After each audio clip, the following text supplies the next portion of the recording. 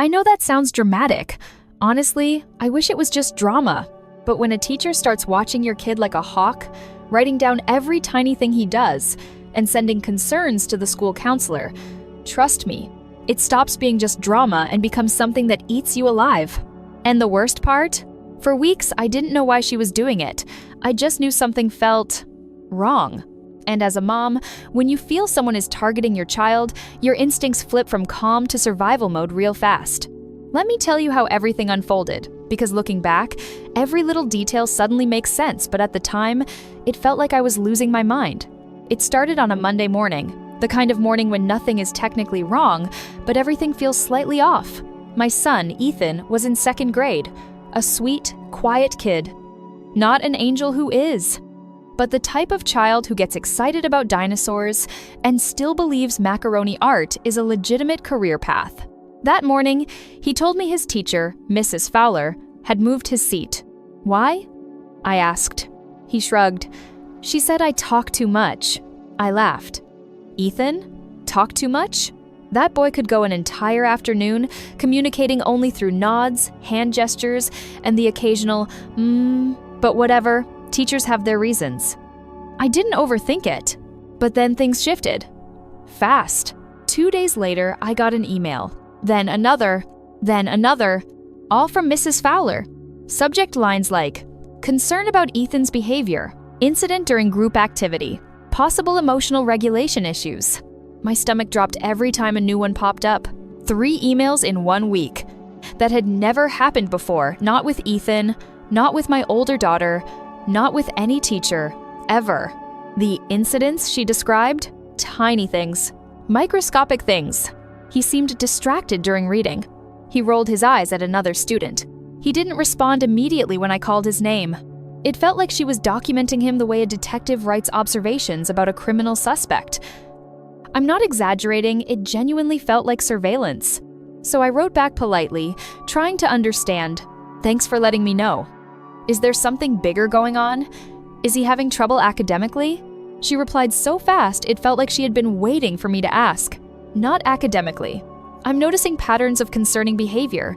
I'll continue monitoring. Patterns. Concerning. Tell me you wouldn't panic seeing those words. That night, I barely slept. My brain did that awful thing where it spirals into every worst-case scenario possible. Is something happening at school? Is someone bullying him? Is there a learning issue I missed? Did I miss signs? Am I a bad mom?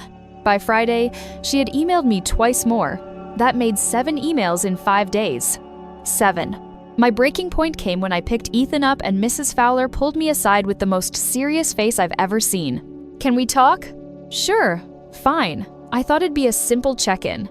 Instead, she said, I'm considering making a referral. My heart dropped to my shoes. A referral to what? To Child Protective Services. I swear the world stopped.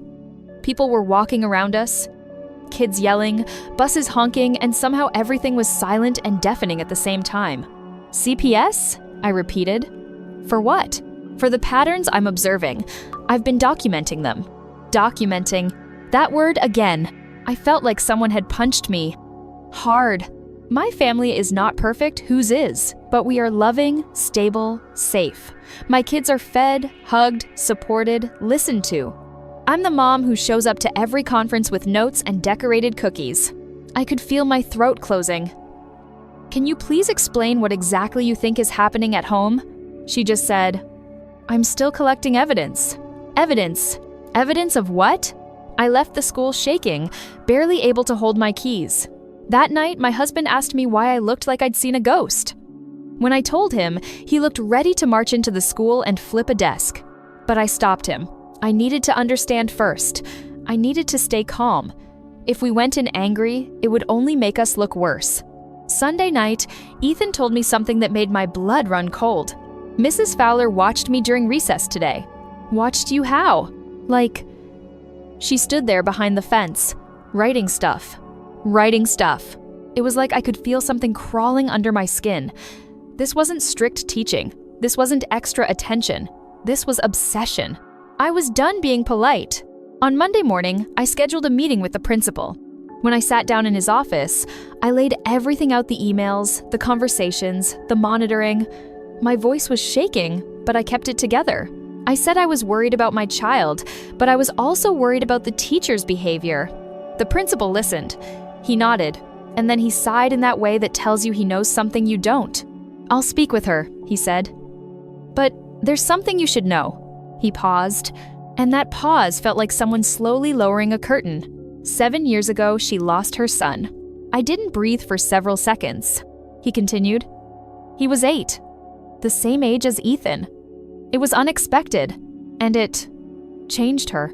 She returned to teaching a year later, but she's been different. More protective, more cautious, sometimes overly vigilant.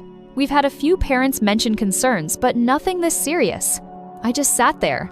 I didn't know whether to feel compassion or anger or confusion or all three.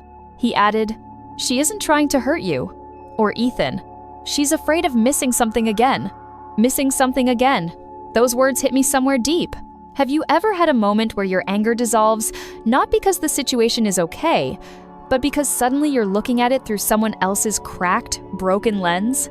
I wasn't okay with what she'd done. But now I saw the ghost behind her eyes. The fear, the grief that had never stopped gnawing at her. Still, her pain didn't give her the right to target my child.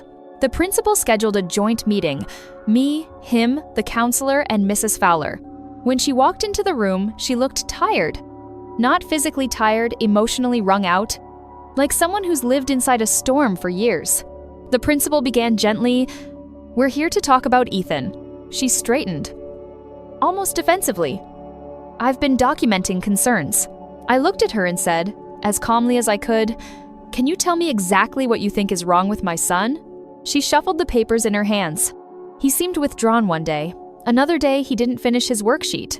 He looked tired on Tuesday. He seemed upset during recess. "That's being 8, I said softly. "That's normal." She blinked, like I'd spoken in a foreign language. Then I asked, "Are you worried about Ethan, or are you worried about children in general because of what happened?" Her lips trembled. The room went silent. She whispered, "I can't go through that again." And in that moment, I realized something painful. She wasn't collecting evidence against us. She was collecting evidence to protect herself from the guilt she still carried. But in doing that, she was hurting other families, hurting kids. I told her, gently but firmly, "I'm so sorry for your loss, truly. I can't imagine that pain, but you're seeing danger in places where there isn't any, and it's scaring parents. It's scaring me. And it's making Ethan feel like he's doing something wrong when he's not." She covered her face with her hands and cried. Not quiet tears, this was grief pouring out like it had been locked behind a dam for years. The counselor put a hand on her shoulder. The principal said they'd discuss taking some leave. She nodded weakly. The meeting ended, but the weight of it stayed with me. A week later, the school informed parents that Mrs. Fowler would be taking a temporary leave of absence for personal reasons. A long-term substitute took over. Ethan came home that day and said, "My new teacher doesn't write things about me." I hugged him so tight he squeaked. I still think about her sometimes, the way her voice cracked when she said she couldn't lose another child. I don't hate her. I don't even blame her fully. Grief can twist people into someone they don't recognize. But I also learned something important. Even wounded adults can hurt kids. Even well-intentioned people can cross lines. And even the most heartbreaking backstory doesn't erase the impact of their actions. I'm just glad I trusted my instincts. I'm glad I spoke up. I'm glad Ethan is safe, happy, and back to being a dinosaur-obsessed, macaroni art entrepreneur 8-year-old. And I hope truly that she gets the help she needs. Because no one should carry that kind of pain alone.